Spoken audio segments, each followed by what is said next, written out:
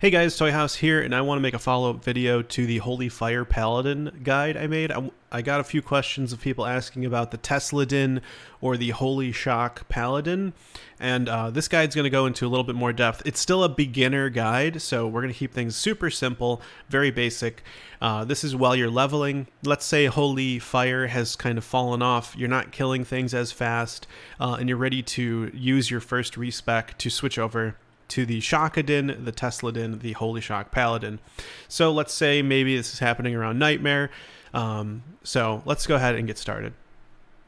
So of course, with the Holy Shock Paladin, very similar to the Holy Fire Paladin, we do want to go ahead and grab Zeal. And we're in Nightmare, so you basically want to get this up to 5 hits, so 4 points. That's perfect amount right there. And then what we're really going to want with the shockadin is resist lightning. And what's really cool is that it has no prerequisites. So you can actually go ahead and max this out. Depending on what level you are, of course, you're going to want to get resist lightning. You're also going to you're going to have to get might. You're going to have to get holy fire, holy freeze, and then you're going to want to max out holy shock. So these are, this is the sort of the base talents. Another one that's really important that doesn't have a prerequisite is salvation, and we're going to max that one out. So here it is. As you can see, Holy Shock receives bonuses from resist lightning and from salvation, and you can see in terms of prioritization, you want to get resist lightning before you get salvation. Personally, I maxed out Holy Shock before I got too many points into resist lightning. So in terms of priority, and we can actually take points out just so we can do this in order, so that it's not too confusing. So let's see. Okay, so let's say you got your Zeal, you just respect. Let's go ahead and put 1 point into Holy Shock. You get a 12% bonus lightning damage per level of resist lightning.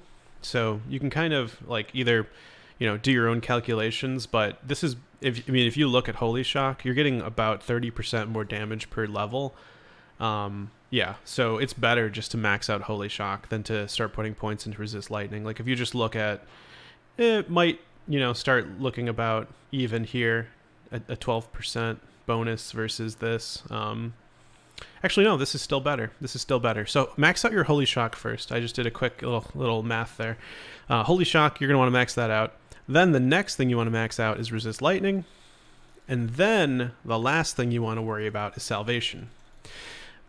During all of this respec, it's probably a good idea, if you're around level 30, if you're in Nightmare, you're definitely going to want to get Holy Shield. In order to get Holy Shield, there we go, you have to get Blessed Hammer, so get these talents.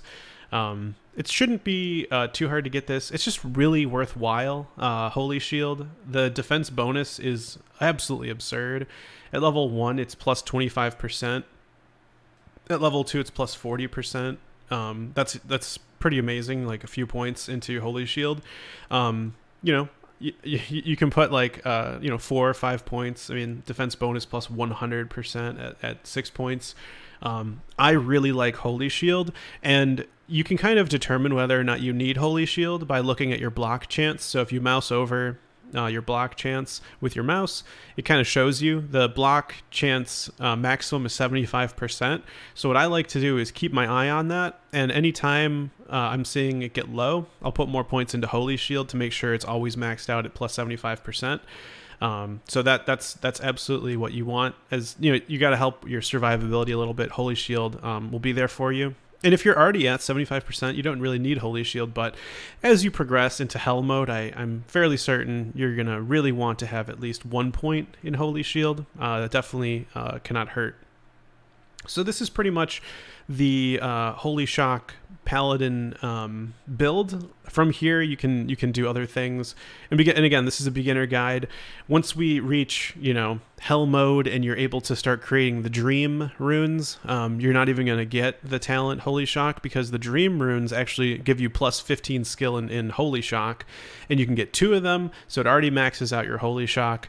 That's more advanced. This is sort of, you're still getting to the end game, and you're running with the Holy Shock build where your gear doesn't give you all the talents you need to run it.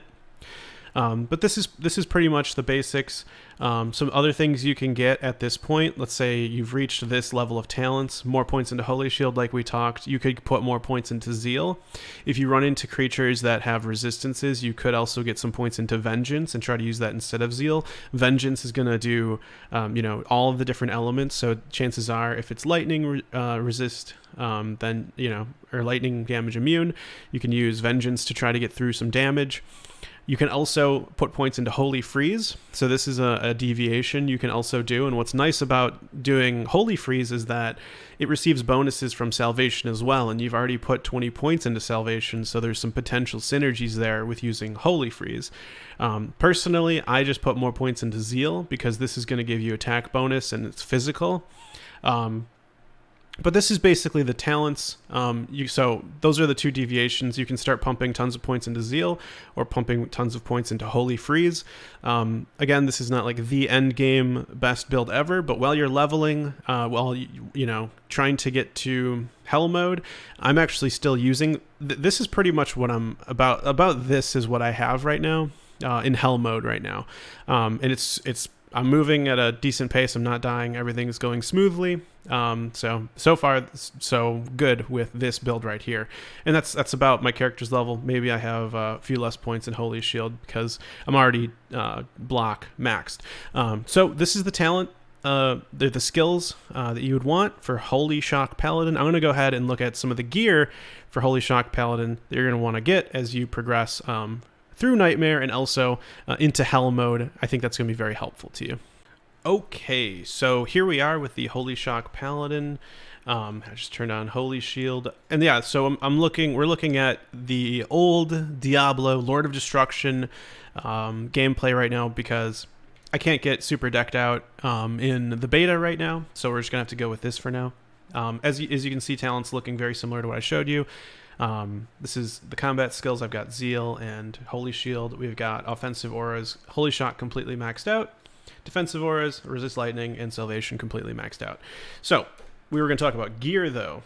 So let me talk a little bit about the musts. So I'm in hell mode right now, and you can see my resistances are looking pretty solid. In order to get that, Spirit is extremely good, and this is in a Auradin shield, so this is a paladin only shield. I looked for something that had some resistances already in it. I know Ancient's Pledge probably got you through most of Nightmare, but the transition over to Spirit is a great idea. The runes are Tal, Thule, or Amen, so you need a 4-socket shield. This wasn't too hard to acquire. I think I got this in like Nightmare Act 5. The Auradin shield and the runes just dropped along the way. You can also farm Countess in Nightmare as well. It shouldn't be too difficult at all with some of the Holy Fire build, or you can switch over to Tesladin. Shouldn't be hard at all. So this shield was a must, and then this allowed me to really progress through hell. I feel like very, very easily. This is Smoke, which is Neff and Lum. This gives you plus 50 to all resistances. So this is huge. This is really what helped me, survive very easily in hell mode. The Lum rune is the rarer of the two. In order to get the Lum rune, you could do Countess in Nightmare, but personally I did Countess in hell mode, and that is how I got the Lum rune. Drops pretty. It's probably your best bet to go through Hell Countess in order to get the Lum rune. But highly recommend you create Smoke. It's going to make your life so much easier. Now, I have Crush Flange, and honestly, I think my weapon could be so much better, but this is giving a 33% chance of Crushing Blow. With this type of build, you're attacking super fast, right? And so I think Crushing Blow is just perfect for this build. I'm on the hunt right now for more Crushing Blow gear. I'd love to get that on pretty much everything I possibly can. A lot of this gear isn't really that great, so I would actually almost like not even suggest it, but you know, all resistances plus 13 is pretty good. This just gives me some fire resist. Just resistances like crazy when you're going into hell mode. But when you transition over to the Tesladin, you're looking for fast attacking weapons. As you can see here, this is a very fast attack weapon. I like this because it's very fast, even though it doesn't really add too much. It has a ton of poison resist though, so that kind of really helps a lot. This isn't as fast as a fast attack speed, but it has that crushing blow. So it's sort of my boss slayer. Crushing blow, by the way, I guess I may have missed it, but crushing blow basically takes a percentage of the creature's health away, which is the crushing blow mechanic. So you can see how having crushing blow with very fast attack speed, you can just melt any monster you're fighting.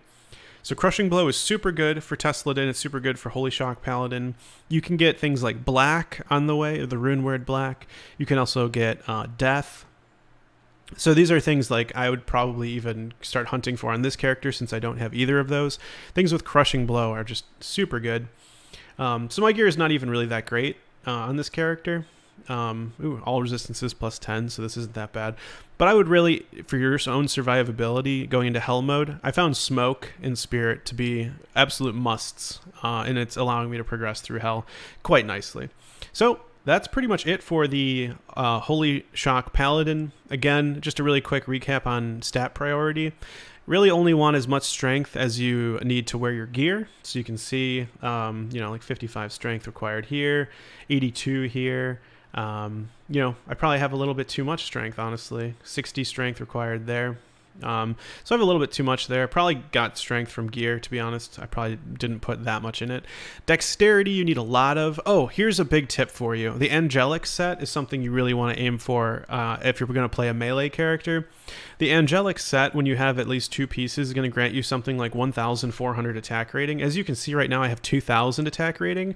So getting that is like a huge 50% increase in your attack rating. It's going to really help you hit creatures. I only have the Angelic Halo, so I only have 1 piece of that. I didn't know what it did when I bought it, or when it dropped and I sold the other piece.